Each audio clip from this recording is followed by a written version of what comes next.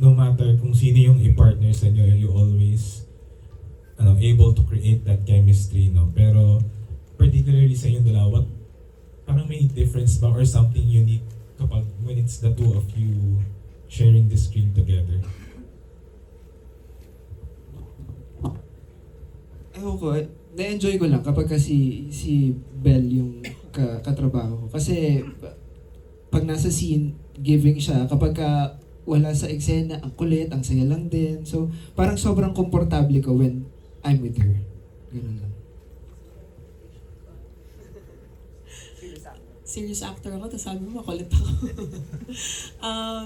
Chemistry, actually, parang dapat si Direk Jerry tanongin natin. Hindi ko kasi alam yung magic ng chemistry eh. Parang I feel like that's a good insight yun. You like who you're working with. Or baka you super don't like who you're working with, so nagkakaroon kayo ng banggaan. But it's not something kasi I mindfully parang work on. So actually, hindi ko alam paano nag-work yung chemistry. Baka kay Direk Jerry ko na lang itatanong.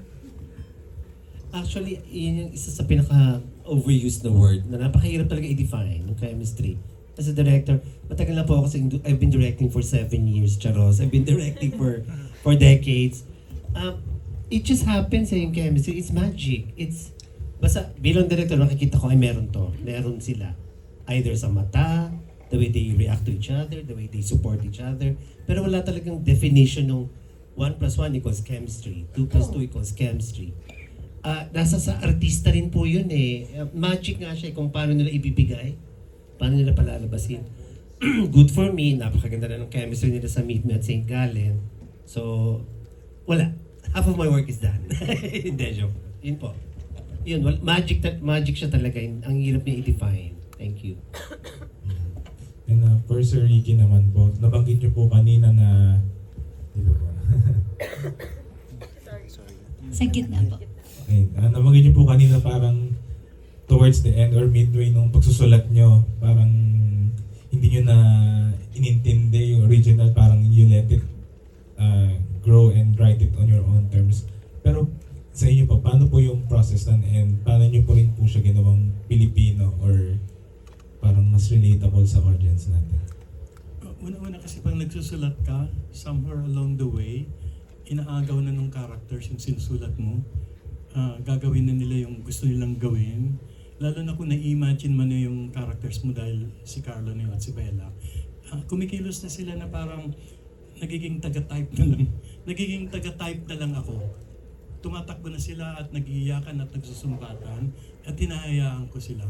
So, yun yung ibig sabihin kanina na in a way naging mas madali yung pagsusulat. Hinayaan ko sila. Kung sinulat ko sila ng sinulat at minanipula, baka maging hindi totoo. Baka maging hindi natural.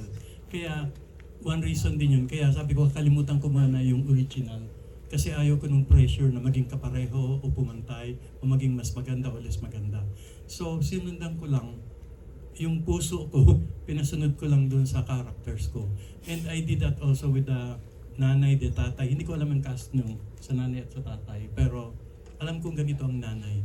Alam kong ganito ang tatay. At alam ko yung nanay dito na balahura at lahat na walang redemption until the end. Alam kong sa loob niya, ganun pa rin siya magmahal.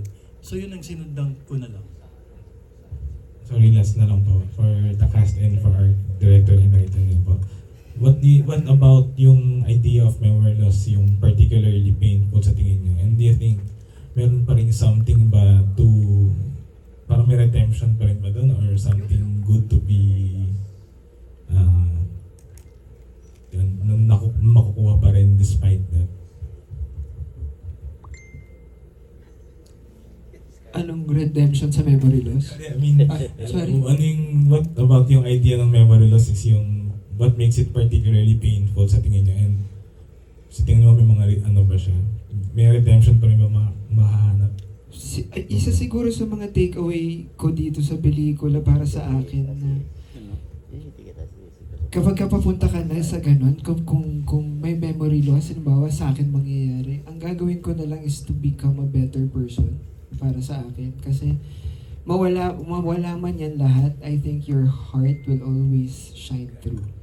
Yun yung magiging guiding light mo. Kung mabuti yung puso mo, magiging mabuti yun. Kahit mawala yung cognitive mo, physical, yung lahat ng kaya mong gawin, kung mabuti yung puso mo, yun yung lalabas. Singitan ko lang konti yung kay Carlo. Sige. Yung nare-retain. I think one thing, kakabit nung kay Carlo, one thing na makikita sa pelikula, even if may line sa trailer at sa pelikula na sinabi ng character ni Bella na malupit ang mundo, in the end, makikita natin sa pelikula na mabait ang mundo. Totoong mabait siya. Maski na may memory loss, nag-iiwan siya ng mga marka, yung pabango doon sa trailer, na maalala niya si Dindo. Maski hindi niya alam na si Dindo ito. Nag-iwan yung universe, yung mundo ng mga katikatiting na mga ebidensya sa palibot to show you na nothing is totally lost. Mabait pa rin ang mundo. Nandiyan pa rin yung pagmamahal. At may mga natitira pa rin, hindi lahat nawawala. Ako naman sisingit sa answer ni Sir Ricky. May nagtanong kanina, anong difference nitong movie namin sa ibang movies that tackle memory loss. I think this is the first movie I've watched that tackles memory loss, that wakes up your other senses. So, katulad ng discussion sa pabango, alam naman nating lahat, di ba, pag scent, it really brings you back to a certain memory, or it jumps you back to a different year, even a different decade. Yung patak ng ulan sa balat, malaking part kasi ng story yung ulan, yung pabango, yung hawak ng buhok. Like, marami kaming senses na binubuhay dito sa film. It's so beautiful na we used so many devices, I feel, to remind Dindo and Sandra who they are or what their love is like. And I think when the audience finally watches, their senses will come alive. I think that's the difference for me watching this and say like the Korean version or the Japanese version or even something like 50 First Dates, diba? Kasi ang dami naman ng movie about memory loss, but this is the first one I've watched. Now, while I was watching, nararamdaman ko yung lamig ng ulan. Hindi ko alam kung dahil ba ako yung artista dun sa film, but hopefully it translates and you guys see it too. And let us know if it does. But yeah, I think that's the difference of our film from what I've watched so far. Yeah. Ako naman yung what's painful about losing your memory. I believe kasi yung memories natin is what makes us unique. Each and every one of us, meron yung memories niya, iba naman sa memories ko.